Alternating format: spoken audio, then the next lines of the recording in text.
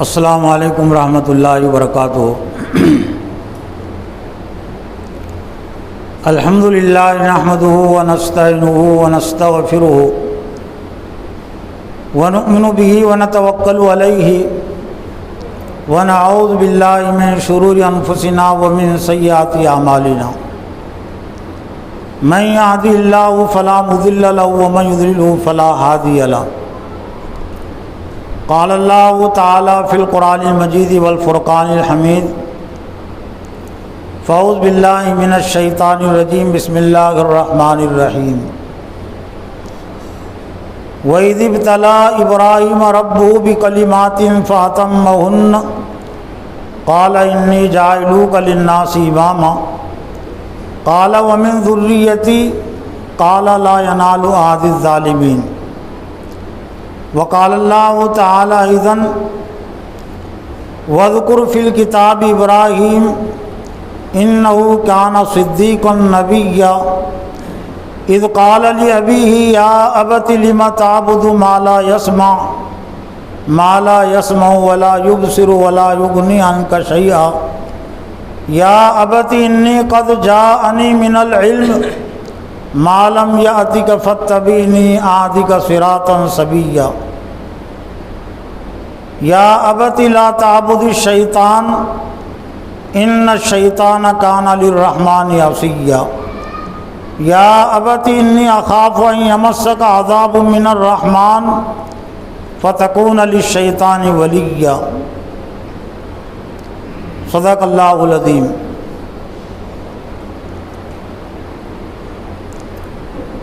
معزز و محترم دینی بھائیو، بزرگوں، خواتین اور بہنوں، آپ اچھی طرح جانتے ہیں کہ موقع کے لحاظ سے، مہینے کے لحاظ سے ہم ذی قعدہ مہینے سے گزر رہے ہیں، اور یہ بھی ہمیں معلوم ہے اور گزشتہ جمعہ میں اس کا تذکرہ آیا تھا کہ شوال، ذی قعدہ، ذی الحج، ان 3 مہینوں کو اللہ تعالیٰ نے حج کے مہینے قرار دیا، اور حج کی تاریخ اور حج کے پیغام سے یہ بات بھی واضح ہوتی ہے کہ حج کی تاریخ اور حج کے پیغام میں حضرت ابراہیم علیہ السلام کی سیرت کا، آپ کی قربانی کا، آپ کی زندگی کا بنیادی دخل ہے۔ حضرت ابراہیم علیہ السلام کی زندگی کو نظر انداز کر کے نہ حج اور قربانی کی تاریخ سمجھی جا سکتی ہے، اور نہ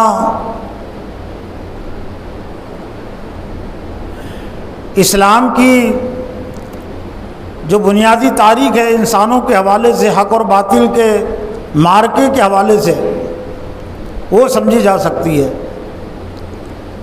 اور یہ بات بھی اس سے پہلے آئی تھی کہ سمجھنے کے لحاظ سے حضرت ابراہیم علیہ السلام کی زندگی کے ایک طرح سے 3 عنوان اور موضوع بنتے ہیں: طلب حق، قبول حق اور دعوت حق۔ اس سے پہلے کے جمعہ میں طلب حق اور قبول حق کے متعلق کچھ ابتدائی بنیادی باتیں آئی تھیں، اور یہ تینوں ہی موضوعات بہت وقت طلب ہے اور بہت وسیع ہے، لیکن جمعہ کے خطبے کی مناسبت سے صرف کچھ باتیں ان موضوعات کے حوالے سے پیش کی جا سکتی ہے۔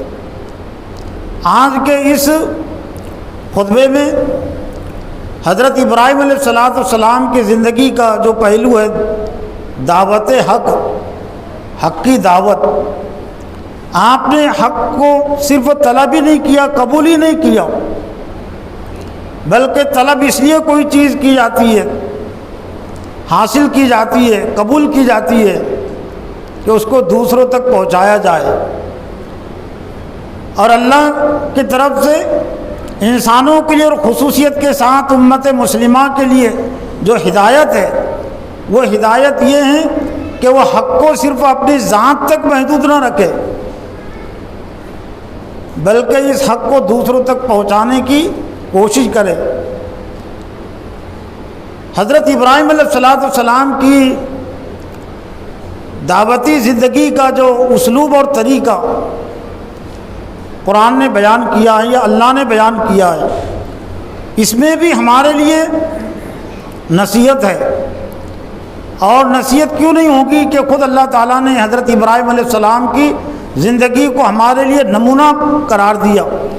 سورہ تحریم میں اللہ تعالیٰ نے واضح طور سے تمام ایمان والوں کو خطاب کر کے فرمایا قد کانت لکم اسوۃ حسنۃ فی ابراہیم والذین معہ، تحقیق کہ تمہارے لیے حضرت ابراہیم علیہ السلام میں، ان کی زندگی میں اور ان کے ساتھ والوں میں اسوۃ حسنہ، بہترین نمونہ ہیں۔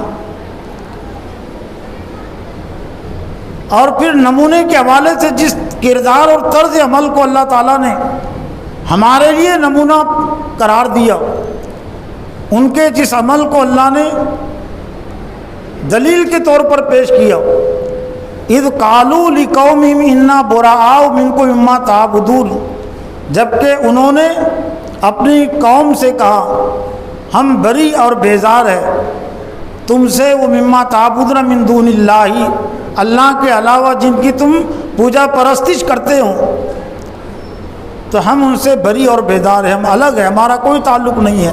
کفرنا بکم، ہم نے تمہارا کفر کیا، ہم تمہارا انکار کرتے ہیں۔ وبدا بیننا وبینکم العداوۃ والبغضاء ابدا حتی تؤمنوا باللہ وحدہ، ہمارے اور تمہارے درمیان میں بغض اور عداوت ظاہر ہو گئی، واضح ہو گئی کہ تم کفر کے چاہنے والے ہوں، تم شرک کے چاہنے والے ہوں اور شرک اور کفر سے چمٹنے والے ہو، اور ہمیں کفر اور شرک سے سخت نفرت ہے، سخت بیداری ہے، ہم اللہ سے اور اللہ کی بندگی سے محبت کرنے والے ہیں۔ تو بدا بیننا و بینکم العداوۃ والبغضاء ابدا، ہمارے اور تمہارے درمیان میں ہمیشہ کے لیے بغض اور عداوت ظاہر ہو گئی، واضح ہو گئی، ثابت ہو گئی۔ ہاں ایک ہی صورت ہے بغض اور عداوت کے دور ہونے کی اور ہمارے اور تمہارے درمیان میں دوستی قائم ہونے کی، حتیٰ تؤمنوا باللہ وحدہ، یہاں تک کہ تم ایک اللہ پر ایمان لے آؤ۔ اللہ پر ایمان لا لینا کافی نہیں ہے، ایک ہی اللہ پر ایمان لانا ضروری ہے، ورنہ ہر دور میں مشرک قومیں اللہ کو بھی مانتے رہی ہے، اور عرب کے جو لوگ تھے، حضور صلی اللہ علیہ وسلم کے زمانے کی بھی جو لوگ تھے، وہ اللہ کے منکر نہیں تھے، وہ اللہ کے ماننے والے تھے، لیکن اسلام کا جو تقاضا ہے اللہ کو صرف ایک ہی مانے، وہ ایک ہی معبود ہے، اس کے علاوہ اور کوئی معبود نہیں۔ دعوتی جو اسلوب اور طریقہ اللہ تعالیٰ نے قرآن مجید میں بیان کیا ہے، حضرت ابراہیم علیہ السلام کی زندگی کے حوالے سے بھی اور بھی انبیاء کی زندگی کے حوالے سے، اور حضرت محمد صلی اللہ علیہ وسلم کی زندگی کے حوالے سے بھی، تو ایک بات جو واضح ہوتی ہے دعوتی لحاظ سے، طریقہ کار کے لحاظ سے، یا دعوت کے مواد اور میٹر کے لحاظ سے، یہ بھی سمجھنے کی چیز ہے کہ اللہ نے دعوت میں سب سے پہلے کس چیز کو پیش کیا، اور انبیاء نے سب سے پہلے دعوت کس بات کی تھی، اور ذریعہ انہوں نے کیا بنایا۔ تو قرآن مجید اس سلسلے میں ہماری مکمل رہنمائی کرتا ہے۔ دعوت میں اللہ تعالیٰ نے سب سے پہلے اپنی خالقیت کو پیش کیا، ان فی خلق السماوات والارض واختلاف اللیل والنہار لآیات لأولی الالباب، بے شک آسمانوں اور زمین کی پیدائش میں اور دن کے آنے اور جانے میں لآیات لأولی الالباب، بے شمار نشانیاں ہیں عقل مندوں کے لیے، سوچنے سمجھنے والوں کے لیے بے شمار نشانیاں ہیں۔ دوسرے لفظوں میں آپ اس کو یوں بھی کہہ سکتے ہیں کہ ایک ہے اللہ کی صفت حاکمیت،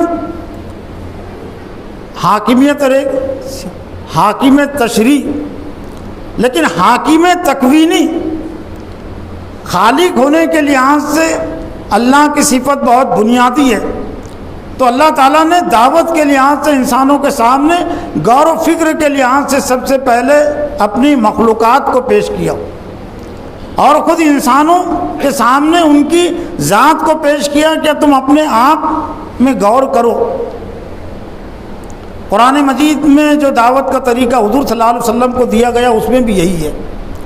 دور مکی جو دعوتی دور ہے، اس میں احکام کا پہلو بہت کم ہے، شراب کی حرمت، زنا کی حرمت، اور بھی جو معاملات زندگی کی باتیں، حکمرانی کی باتیں ہیں، تفصیلی ان کی دفعات دور مدنی میں نازل ہوئی ہجرت کے بعد۔ لیکن دور مکی کی صورتوں میں، دور مکی کی آیات میں کون سی چیز نازل ہوئی؟ یہی آسمان اور زمین کی حقیقت، چاند و سورج کی حقیقت، ہوا کی حقیقت، زراعت کی حقیقت، زمین سے جو چیزیں اگتی ہے، اور یہ اللہ تعالیٰ کی وہ صفت خالقیت ہے، یعنی گویا کہ تخلیق کی صفت، اللہ تعالیٰ کا تخلیقی کارنامہ، اس میں انسان اپنے آپ کو بے بس پاتا ہے۔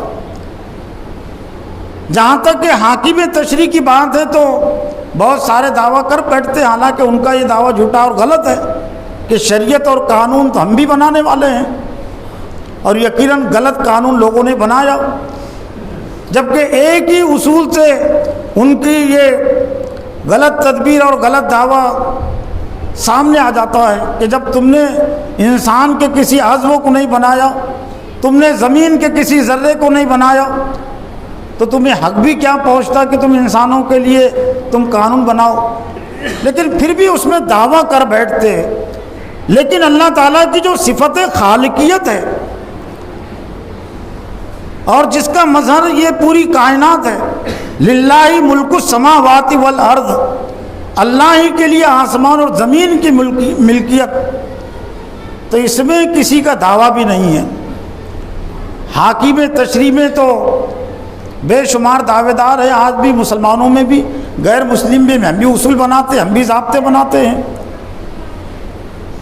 لیکن تخلیق کے لحاظ سے، تخلیق کے میدان میں کسی کا دعویٰ بھی نہیں ہے کہ میرے بس میں ہے یہ ہوا کو پیدا کرنا، میرے بس میں ہے چاند و سورج کو نکالنا، میرے بس میں ہے یہ پودوں کو نکالنا، اور میرے بس میں ہے رحم مادر میں بچے کی پیدائش اور اس کی شکل و صورت کو بنانا۔ اس لیے اللہ تعالیٰ نے دعوت کے طریقے کے لحاظ سے اس چیز ہی کو پیش کیا، اور حضرت ابراہیم علیہ السلام کی جو دعوتی زندگی ہے، وہ دعوتی زندگی میں بھی یہی چیز واضح ہوتی ہے۔ پھر انبیاء کی دعوت کے حوالے سے اور حضرت ابراہیم علیہ السلام کی دعوتی زندگی کے حوالے سے جو دوسری بات جو نمایاں ہوتی ہے وہ ہے سوالیہ انداز، کہ تم خود سوچو، غور و فکر کرو، مخاطب کو ہم خود لاجواب کرے، لم تعبد ما لا يسمع ولا يبصر ولا يغني عنك شيئا۔ سورہ مریم میں اللہ تعالیٰ نے حضرت ابراہیم علیہ السلام کی دعوتی زندگی کا جو اسلوب اور طریقہ بیان کیا وہ یہاں سے شروع وَاذْكُرْ فِي الْكِتَابِ ابراہیم، اس کتاب میں ابراہیم علیہ السلام کو یاد کرو، اِنَّهُ كَانَ صِدِّيقًا نبیًّا، بے شک وہ سچے نبی تھے، اِذْ قَالَ لِأَبِيهِ، جبکہ انہوں نے اپنے باپ آذر سے کہا، لِمَ تَعْبُدُ مَا لَا يَسْمَعُ وَلَا يُبْصِرُ وَلَا يُغْنِي عَنْكَ شَيْئًا، اے میرے ابا آپ اس کی عبادت کیوں کرتے ہیں جو نہ سنتا ہے اور نہ دیکھتا ہے، ولا یغنی عنک شیئا، اور کسی چیز سے آپ کو بے نیاز نہیں کر سکتا، یعنی فائدہ نہیں پہنچا سکتا۔ تو دعوتی طریقہ جو انبیاء کا رہا ہے اور جو قرآنی دعوتی طریقہ ہے کہ جو معبودان باطل ہے، جھوٹے معبود جن کی لوگ پوجا پرستش کرتے تھے، انہوں نے اس کو موضوع بحث بنایا، اس کی حقیقت لوگوں کے سامنے پیش کی، یعنی گویا کہ غلط نظریے کو انہوں نے اپنے اول نشانے پر رکھا، چرچا کا وشے اس کو بنایا، گفتگو کا وشے، ظاہر بات ہے جب کوئی چیز موضوع بحث بنے گی، چرچا کا وشے بنے گی، تو لوگ متوجہ ہوں گے۔ چاند اور سورج اور ستاروں کی پوجا پرستش ہوتی تھی، تو دعوت کے میدان میں، دعوت کے انداز میں حضرت ابراہیم علیہ السلام نے اس کو موضوع بحث بنایا، اس کو چرچا کا وشے بنایا کہ سورج کی حقیقت کیا ہے، چاند کی حقیقت کیا ہے، اور ستاروں کی حقیقت کیا ہے۔ سورج نام کا دیوتا تھا، چاند نام کا دیوتا تھا، ستاروں کے نام کے بے شمار دیوتا تھے۔ تو سورہ انعام میں اللہ تعالیٰ نے حضرت ابراہیم علیہ السلام کے حوالے سب سے پہلے وہی کردار پیش کیا کہ اس کو غور و فکر کا مدعا بنایا، اور دوسرے نمبر پر نشانے پر جو باطل نظریات کے حامل ہوتے ہیں، جو ان کے پجاری ہوتے، پرستار ہوتے ہیں، ان کو موضوع بحث بنایا کہ حقیقت ہے کیا نمرود کی، قوم کی حقیقت کیا ہے، آزر کی حقیقت کیا ہے۔ یتبعون الا الظن، یہ صرف یہ زن اور گمان کی پیروی کر رہے ہیں، کوئی دلیل ان کے پیچھے نہیں ہے، یہ چند نام ہے جو تم نے رکھ لیے، تم نے گھڑ لیے۔ نتبع ما وجدنا علیہ آبانا، اس کے علاوہ کوئی دلیل تمہارے پاس نہیں ہے کہ ہمارے باپ دادا جو طریقے پر عمل کرتے تھے، جو طریقے کی اتباع اور پیروی کرتے تھے، ہم بھی اسی کی اتباع اور پیروی، کوئی دلیل ان کے پاس نہیں تھی۔ نمرود کے سامنے بھی حضرت ابراہیم علیہ السلام نے اسی چیز کو پیش کیا، اور اسی بنیاد پر وہ ہکا بکا ہو گیا۔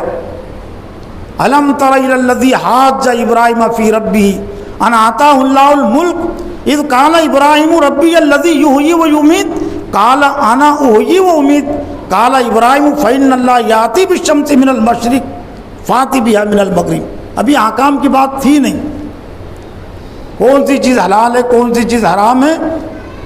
جو چیز پیش کی گئی وہ اللہ کی صفت خالقیت، حاکم تکوینی، جس کو دوسرے لفظوں میں ہم کہہ سکتے ہیں۔ اور جماعت اسلامی نے اپنے دستور میں دو چیزیں رکھی ہے اللہ کی اس کے حوالے سے، کہ اللہ ہی حاکم تکوینی ہے اور اللہ ہی حاکم تشریعی ہے۔ لیکن حاکم تکوینی کی بات وہ پہلی بات ہے، اور دعوت میں اسلام نے، اللہ نے اس کو پہلے پیش کیا ہے کہ جس میں انسان کے کردار کا، انسان کے فیصلے کا کوئی دخل نہیں ہے، وہ بالکل لاچار ہے۔ نمرود بھی لاچار ہو گیا۔ ابراہیم علیہ السلام نے کہا کہ میرا رب تو وہ ہے، وہ بھی دعویٰ کر بیٹھا کہ میں بھی زندگی، میں بھی مارتا ہوں، میں بھی زندہ جلاتا ہوں۔ تو حضرت ابراہیم علیہ السلام جو کہنا چاہ رہے تھے کہ جو پیدا کرتا ہے اور جو موت دیتا ہے، لیکن بات کو سمجھا ہی نہیں۔ تو پھر حضرت ابراہیم علیہ السلام نے وہ بات رکھی کہ اس کے پاس کوئی جواب نہیں تھا کہ میرا رب وہ ہے، میرا اللہ وہ ہے جو رب ہے۔ یاتی بالشمس من المشرق، جو سورج کو مشرق سے لاتا ہے اور مغرب میں اسے غروب کرتا ہے۔ فاتی بہا من المغرب، اسے مغرب سے لیا۔ فبہت الذی کفر واللہ لا یہدی القوم الظالمین۔ کافر یعنی نمرود ہکا بکا ہو گیا، اور اللہ ظالم قوم کو ہدایت نہیں دیتا، نافرمانوں کو اللہ ہدایت نہیں دیتا۔ نمرود کے اندر طلب نہیں تھی، آزر کے اندر طلب نہیں تھی، اور قوم میں بھی طلب نہیں تھی، تو اللہ تعالیٰ نے ہدایت نہیں دی۔ چند لوگوں میں طلب تھی، حضرت لوط جو ان کے بھتیجے، ان میں طلب تھی، تو اللہ تعالیٰ نے ہدایت دی۔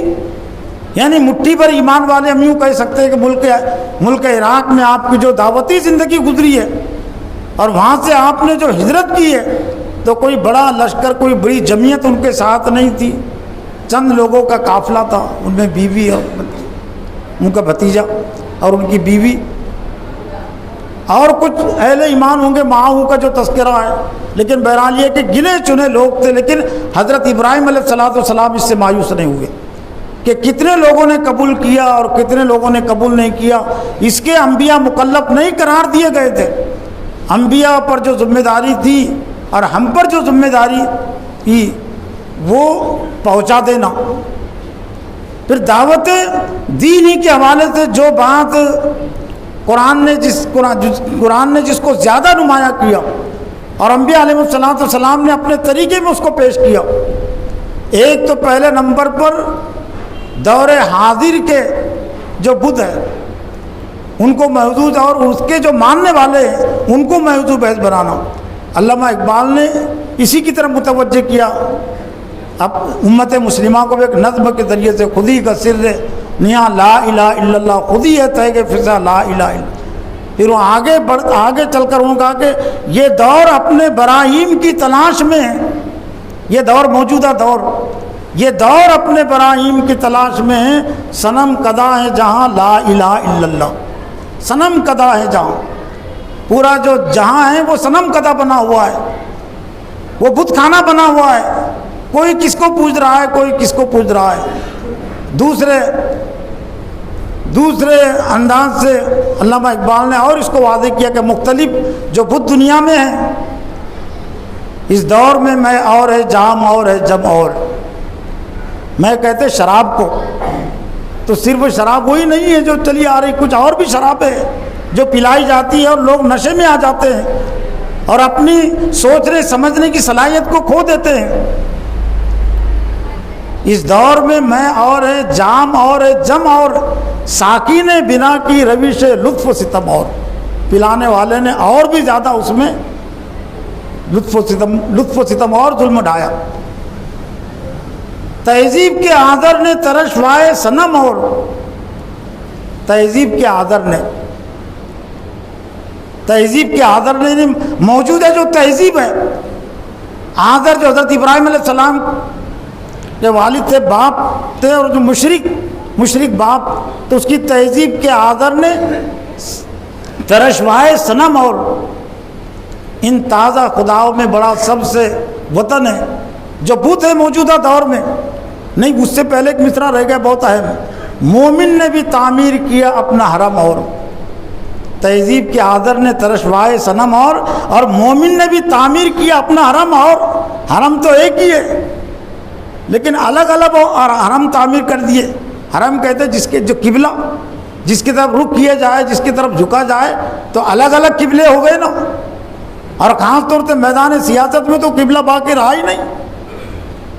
جس کو اللہ تعالیٰ نے قبلہ قرار دیا, عبادات میں کچھ حد تک باقی ہیں لیکن معاملات زندگی میں وہ قبلہ باقی کہاں رہا. وہ تو ماسکو کو قبلہ کسی کا ہو گیا, کسی کا قبلہ جو ہے تو وہ واشنگٹن ہو گیا امریکہ, کسی کا قبلہ دہلی ہو گیا, کسی کا قبلہ اسلام آباد ہو گیا, ڈھاکہ ہو گیا, اور نہ جانے قبلے کتنے گھڑ لیے گئے. مومن نے بھی تعمیر کیا اپنا حرم اور. تہذیب کے آذر نے ترشوائے صنم اور. ان تازہ خداؤں میں بڑا سب سے وطن ہے جو پیرہن اس کا ہے وہ مذہب کا کفن ہے. بت تو بہت سارے ہیں لیکن سب سے بڑا بت جس کی تعظیم کی جائے اور جس کے سامنے ادب احترام کے ساتھ قیام کی طرح نماز کی حالت میں, یہ بھی ہے کہ نماز کی حالت ہے یہ ہاتھ باندھنا تمام ائمہ کے نزدیک ضروری نہیں ہے. نماز کا ایک طریقہ, قیام کا ایک طریقہ یہ بھی ہے, ادب و احترام کے ساتھ کوئی ہاتھ چھوڑ کر کھڑے رہنا یہ بھی ہے. تو ان تازہ خداؤں میں سب سے بڑا وطن ہے. تو وطن کی پوجا پرستش ہو رہی ہے.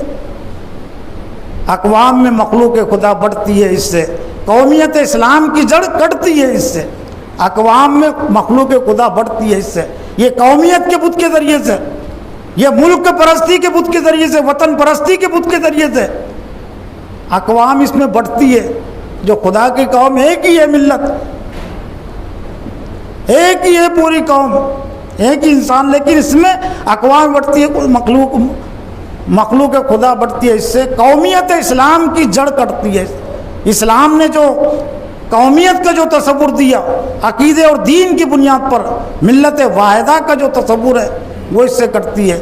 حضرت ابراہیم علیہ السلام کی دعوتی زندگی میں حضرت ابراہیم علیہ السلام نے یہی چیز پیش کی تھی. پھر دوسری چیز جو دعوتی زندگی کے حوالے سے جس کو قرآن نے نمایاں کیا اور حضرت ابراہیم علیہ السلام نے بھی نمایاں کیا, اور وہ یہی سورہ مریم میں حضرت ابراہیم علیہ السلام نے اپنے والد کو جو نصیحت پہلے تو پوچھا, ان کو جھنجھوڑا کہ اس کی عبادت کیوں کرتے ہو جو سنتے بھی نہیں, دیکھتے بھی نہیں, فائدہ نہیں پہنچاتے.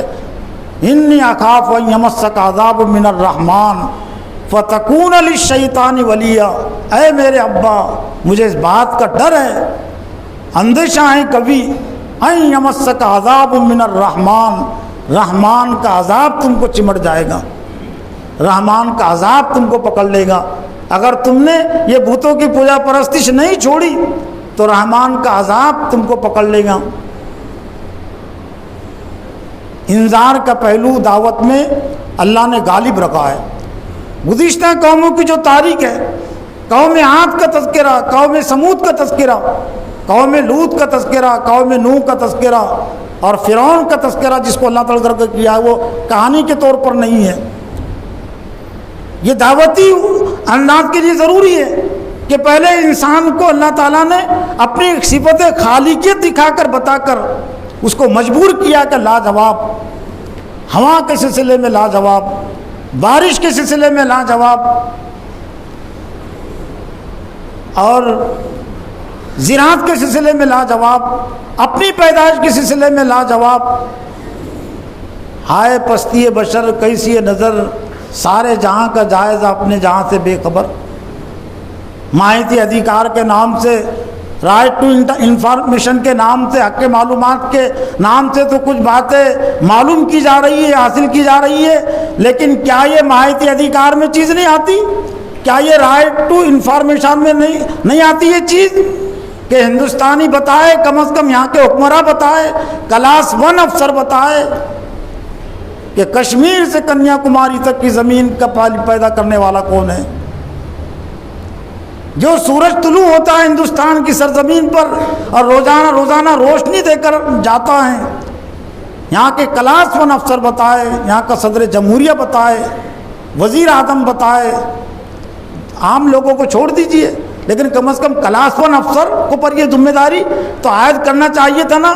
ماہیتی ادھیکار کے نام سے، حق کے معلومات کے نام پر یہ ذمہ داریوں میں تو شامل انہوں نے کرنا چاہیے نا کہ کوئی پوچھے کہ بتائے کشمیر سے کنیا کماری تک کا زمین خالق کو اس کا خالق کون ہے؟ یہ ہوا کا خالق کون ہے؟ ہندوستان میں جو بارش برستی ہے، اس بارش کا برسانے والا کون ہے؟ گنگا اور جمنا کو جاری کرنے والا کون ہے؟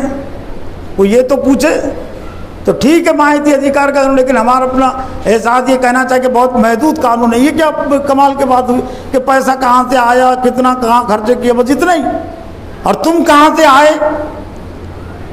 اور یہ چاند و سورج کے متعلق تم جاہل ہے، ابھی نا واقف ہے، ہوا کے متعلق تم نا واقف ہے، گائے کے پیدا کرنے والے کے متعلق تم نا واقف ہے، مخلوق کا کاٹ کے پیدا کرنے والے کے متعلق نا واقف ہے، آم کے درخت کے پیدا کرنے والے کے متعلق تم نا واقف ہے، اور جتنی مخلوقات بچتی ہیں پوری دنیا میں اور اس ہندوستان میں تو اس سے متعلق تم تو نا واقف ہے۔ ریڈیو کا سائنس تھا کہ تمہیں علم ہو گیا کہ ریڈیو فلاں نے ایجاد کیا، کمپیوٹر فلاں نے ایجاد کیا، سائیکل کی ایجاد فلاں نے کیا، فلاں سائنسداں نے، فلاں موجد نے، لیکن پہاڑوں کا موجد کون؟ آسمان زمین کا موجد کون؟ ہوا کا موجد کون؟ یہ رزق کا موجد کون؟ انسانوں کا موجد کون؟ تو یہ بھی تو اہم سوال ہے نا، لیکن ہم نے ابھی اس کو موضوع بحث بنایا ہی نہیں۔ اس وجہ سے دعوت کے سلسلے میں امت مسلمہ کو کامیابی نہیں مل رہی ہے جو ماضی میں ملی ہے، اب داعیوں کو ملی ہے، اور اس کی بنیاد پر اللہ تعالیٰ کو کچھ غلبہ بھی عطا کیا تھا۔ اس لیے کہ دعوتی حوالے سے جو چیز واضح ہوتی ہے، اتمام حجت کے بعد اگر اہل حق کے پاس طاقت اور قوت نہ ہوں تو اللہ تعالیٰ مخالفین سے خود ہی نمٹ لیتا ہے۔ یہ حضرت ابراہیم علیہ السلام کی دعوتی زندگی کا پورا واقعہ اور انجام سورہ انبیاء کے ایک رکو میں اللہ تعالیٰ نے تفصیل کے ساتھ بیان کیا، اور اس میں یہ بھی ہے آگ میں ڈالے جانے کے بعد فجعلنا، انہوں نے حضرت ابراہیم علیہ السلام کو نیچے کرنا چاہا، فجعلناہم الاخسرین، فجعلناہم الاسفلین، ہم نے انہی کو خسارے میں ڈال دیا، ہم نے انہی کو نچلا کر دیا۔ بعض مورخین نے لکھا کہ حضرت ابراہیم علیہ السلام کی ہجرت کے بعد پھر ایک دوسری قوم وہ علاق پر غالب آ گئی اور اس کو تہس نہس کر دیا، آزر کو اور نمرود کے چاہنے اور ماننے والے کو، اور ایک تحقیق کی کہ اللہ تعالیٰ کا عذاب نازل ہو گیا۔ تو خیر انسانوں کے ذریعے سے اللہ کسی کو عذاب دے یا براہ راست عذاب دے مخالفین کو، بات تو ایک ہی ہوتی ہے۔ قوم عاد سے بھی اللہ تعالیٰ نے اسی حیثیت سے نمٹا، قوم سمود سے بھی اللہ تعالیٰ نے اسی حیثیت سے نمٹا، فرعون سے بھی اللہ تعالیٰ نے اسی حیثیت سے نمٹا۔ جہاد نہیں کرنا پڑا موسیٰ علیہ السلام کو، ابراہیم علیہ السلام کو بھی جہاد نہیں کرنا پڑا، لوط علیہ السلام کو، ہود علیہ السلام کو بھی جہاد نہیں کرنا پڑا۔ دور حاضر میں اگر امت مسلمہ عالمی سطح پر اگر یہ ذمہ داری ادا کر دے، اور خاص طور سے میدان سیاست میں معبودان باطل کو موضوع بحث بنا کر، باطل نظریات کو موضوع بحث بنا کر کہ کمیونزم کی حیثیت اور حقیقت ہے کیا، ان کے ماننے والوں کی حیثیت اور حقیقت ہے کیا، سیکولرزم کی اور جمہوریت کی حیثیت اور حقیقت ہے کیا، جس طرح حضرت ابراہیم علیہ السلام نے حقیقت اور حیثیت واضح کی، ان کے ماننے والوں کی حیثیت اور حقیقت کیا ہے، قومیت کی حقیقت اور حیثیت ہے کیا، اور ان کے حاملین کی حیثیت اور حقیقت کچھ بھی نہیں ہے۔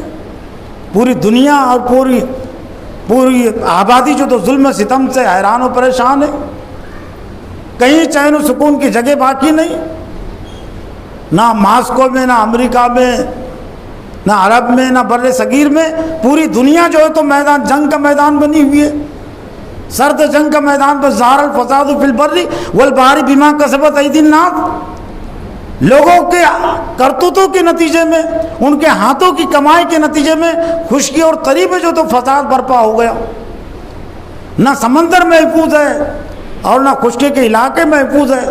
حضرت ابراہیم علیہ السلام کی زندگی کا سبق اور پیغام ہمارے لیے یہی ہے۔ لیکن جو ایک اہم چیز ہے جو حضرت ابراہیم علیہ السلام کی زندگی کے حوالے سے اللہ تعالیٰ نے وعدے کی، وَإِذِ ابْتَلَىٰ إِبْرَاهِيمَ رَبُّهُ بِكَلِمَاتٍ فَأَتَمَّهُنَّ قَالَ إِنِّي جَاعِلُكَ لِلنَّاسِ إِمَامًا۔ حضرت ابراہیم علیہ السلام کو ہم نے چند باتوں سے آزمایا، امتحان لیا۔ بغیر امتحان کے یہ چیز ہونے والی نہیں ہے، بغیر ابتلا اور آزمائش سے گزرے ہوئے ہم کو معاشرے میں اور ملک میں غلبہ ملنے والا نہیں ہے، اور ہمارے دشمن اور ہمارے مخالفین وہ مفتو ہونے والے، مغلوب ہونے والے نہیں ہیں، وہ ناکام ہونے والے نہیں ہیں۔ ابتلا اور آزمائش سے گزریں گے۔ حضرت ابراہیم علیہ السلام بھی ابتلا اور آزمائش سے گزرے، آزر کی ناراضی سے گزرے، قوم کی ناراضی سے گزرے، نمرود کی ناراضی سے گزرے، تب کہیں جا کر اللہ تعالیٰ نے ان کو امامت ناز کا خطاب عطا کیا۔ انہوں نے سوال کیا وَمِن ذُرِّيَّتِي، کیا یہ امامت اور خطابت مجھ کو بھی ملے گی، میری اولاد کو بھی ملے گی؟ قَالَ لَا يَنَالُ عَهْدِ الظَّالِمِينَ، تو اللہ تعالیٰ نے فرمایا کہ ہمارا یہ عہد اور وعدہ ظالموں سے نہیں ہے۔ تو ضرورت اس بات کی بھی ہے کہ ہم خاص طور سے اپنے آپ پر بھی اللہ تعالیٰ کی صفت خالقیت کو پیش کریں کہ یہیں پر انسان کی انا خاموش ہوتی ہے کہ تیرے امن جو ایک 20 پارہ یہیں سے شروع ہوتا۔ اللہ تعالیٰ نے سوالات کیے کہ میں نے وہ آیتیں لائی تھی، لیکن ظاہر مختصر وقت ہے، وضاحت میں سب وقت چلا جاتا ہے۔ اللہ نے پوچھا امن خلق السماوات والارض امن جعل السمع والابصار، بتاؤ کون ہے، کس نے پیدا کیا آسمان زمین کو، کس نے آنکھیں پیدا کی، کانوں کے اندر سننے کی طاقت کس نے پیدا کی؟ افرائیتم ما تمنون، دور بتاؤ جو تم منی ٹپکاتے ہو، تم پیدا کرنے والے، ہم پیدا کرنے والے ہیں۔ زمین میں تم بیج ڈالتے ہو، تارسون، تم پودا نکالنے، ہم نحن الزارعون، کیا ہم پودا نکالنے والے ہیں؟ مقابلہ ہے نا، یہ سب شکست کھائے گے، کسی کے پاس کوئی جواب نہیں۔ تو دعوت کا طریقہ یہی ہے، اور دور مکی میں بھی اللہ تعالیٰ نے جو آیت اور صورت نازل کی اس میں بھی یہی پہلو ہے، اللہ کی خالقیت، تکوینی پہلو، اور پھر بعد میں تشریع احکام۔ ظاہر بات ہے کہ شریعت یہ کرو یہ مت کرو، یہ تو زیادہ تر ایمان کے قبول کرنے کے بعد ہے، یہ مومنین کے لیے احکام کی، لیکن ان کو پہلے بتا سکتے کہ اسلام کے جو احکام ہیں اس پر چلنے میں دنیا کی کامیابی ہے، دنیا کا انصاف، عدل انصاف ہے۔ اور اس کے علاوہ جتنے قوانین ہیں اور جتنے نظریات ہیں وہ سب کے سب وہ باطل ہیں، اور اس سے انسانوں کو کوئی بھلا ہونے والا نہیں ہے۔ لیکن وہ پہلو زیادہ نمایاں کرنے کی ضرورت ہے جس پہلو کو حضرت ابراہیم علیہ السلام نے نمایاں کیا، اور جتنے بھی انبیاء گزرے انہوں نے اپنے مرضی سے کوئی کام نہیں کیا، سب کے سب اللہ تعالیٰ کے حکموں سے انہوں نے کام انجام دیا۔ تو محترم حضرات، ضرورت اس بات کی ہے کہ یہ مہینے کی مناسبت سے ہم حضرت ابراہیم علیہ السلام کی زندگی سے علمی اور فکری لحاظ سے، عملی لحاظ سے کچھ نہ کچھ تعلق اور رشتہ جوڑے، تاکہ اس دنیا میں بھی اللہ تعالیٰ کی خوشنودی ہمیں حاصل رہے، اور موجودہ دور میں جن لوگوں کے حق میں اور حصے میں ہدایت نہیں ہے، ایمان کی دولت اور نہیں ہے، تو جس طرح سے اللہ تعالیٰ نے ماضی میں ان کو رسوا کیا ہے، مغلوب کیا ہے، کمزور کیا ہے، تو اللہ تعالیٰ آج کے دور میں بھی وہ مغلوب اور کمزور کرنے پر قادر ہے۔ وآخر دعوانا ان الحمد للہ رب العالمین۔